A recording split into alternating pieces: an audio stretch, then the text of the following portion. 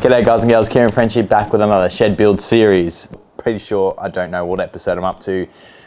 Anyway, as you can see behind me, the car is back in the shed from the car builders event. Everything has been, I guess, rubbed down one more time to get it to where we need to be to start spraying properly. I have both front doors. There's a heap of skim filler from u-pol that has been helping me along with the build series. I'll try and tell you what's going on here first and then show what's been happening and what I've been using to try and get to this stage I'm at, and sanding pretty much all the way through these doors to try and find my highs and lows. As you can sort of see on the door here, we've got a heap of lows, obviously from forward driving and stones and whatever else over the time that I have had the car. There is some highs and you maybe just be able to see them. They're silver, and this is a common problem when it comes to painting a car. A lot of prep work goes into it before we actually start spraying or putting any color onto the car. Finish off these doors so they're ready for another lick of primer. We'll be flipping the doors over. Inside the door jambs and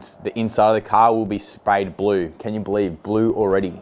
It's been a very hectic ride for me, trying to get everything done. You can see at the moment I'm in the back cave. This is what I'm currently calling it. This is where I have been pretty much doing predominantly everything to the car. I was lucky enough to get some black tarping to try and cover up everything, but you can sort of still hear the wind coming through some certain spots, which I need to try and block out the best I can. And then once we do start spraying, I've got an extract fan. I'll start spraying down a heap of water so that nothing else comes through here, and we'll just give it a good blow down so there's nothing else that can contaminate my paint, because I know that's what's gonna happen. I'll let that cure for a week, as that's what I will have to do because I don't have a spray booth or enough heat coming through here. Right now my arsenal of tools are bog filler from u-pol. It's called Easy 3. Right now, this is the nicest filler I have used ever. Actually pretty malleable. It's not runny. Most bogs are pretty simple to use. Literally mix it up, throw it on. That's that one. We got some Mosquito stuff that I have been using, which I've been keeping under wraps. This one is an orbital sander, or it's pretty much, it is an orbital sander. It's meant to be bi-directional or whatever, I don't know what it's called.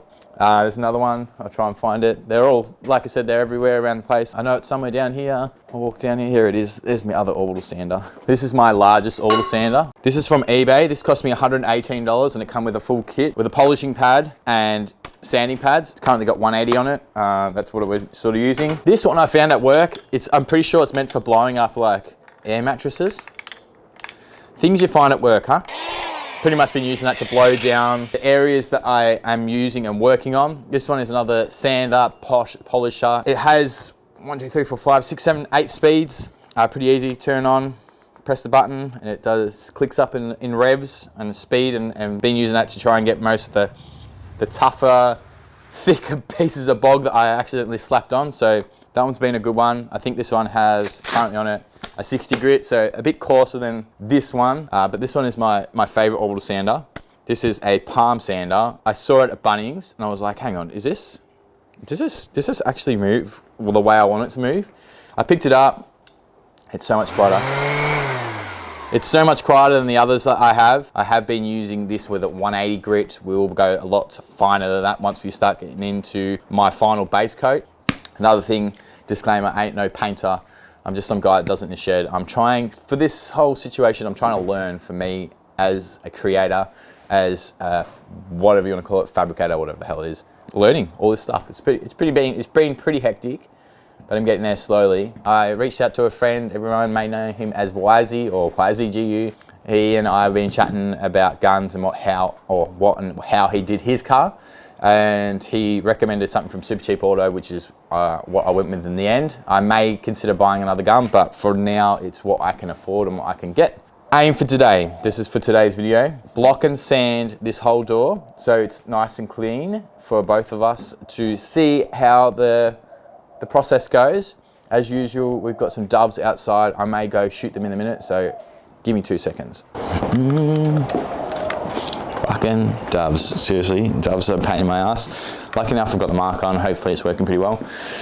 Spray gun. I have been using an assortment of different spray guns. This is my dad's. He's been using this for a very long time. We've been using this for primer, but we are currently changing it up to figure out what we need for the next piece. This is an Azito gun you can buy in a kit. It comes with a small and large. This is a high volume, low pressure. This is one we have been using for primer as well. And then this is my final, this will be my final base coat primer, whatever, but yeah, base coat color and clear. And this is from Super Cheap Auto.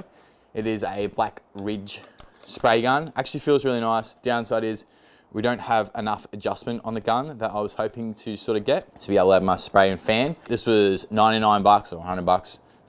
This was a filter that sort of connects to it. It was $14. What else did I buy? There was there was a gun cleaning kit that comes with it. It's in my shed somewhere, so we'll leave that in there. But this will be for my finishing. This is a 1.3 nozzle.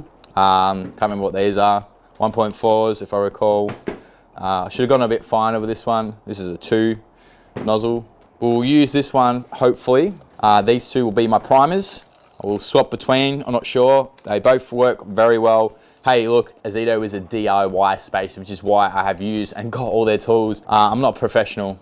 I try and find things that work for me. And for someone that is started trying to get into the, I don't know, automotive, fucking doing shit in your shed, nothing wrong with him, Azito. I have been working with alongside u-pol. And this is what I have been using. This is their high fill primer. Out of all the primers I have used so far for painting cars and whatever else I have been doing, this covers so well. It is actually really nice to work with and it sands nicely. And I'm not biased, like don't get me wrong, these guys are helping me, but I've used a couple of different bogs or fillers or high fillers or primers, whatever you want to call them. Works a treat. And then we'll be starting to look into my color, my base color. I have been talking about it for a while. I'll quickly show you again. But originally, when you see me do the bonnet, I used Super Cheap Auto's spec color, I think it was. Yeah, I needed to use their spec color. And that was me choosing a color called PBJ, which is from a Dodge Ram. It was a color that I've always liked. And it's got like a bluey greeny through it, which is what you see on the bonnet. I looked for another company, and Hammer Coatings, they are from the other side of the city. They reached out to me and I was having a good chat to them about creating a color or a custom color that matches what I wanted, that matches the bonnet. They can make a bigger batch for me to do for hopefully be able to get the car done and the trailer. And they made a full custom color for me and it's called Existence Blue. It's very similar to the PBJ color code that I was talking about. Enough of me talking, I've had enough of this shit. I'm gonna get stuck into this. I'm gonna stick a heap of GoPros with 3-footer monster mounts and you will see some time lapsing happening for this. And hopefully, fingers crossed today, I get some blue color into the car. Things you do for the things you love. Oh yeah, by the way, if you don't like me talking too much, just let me know, you know? Like, I don't really care. I'm just talking because I just want to tell you what's going on. Maybe I might try and do some more time-lapsey bullshit over the top so you don't see my face.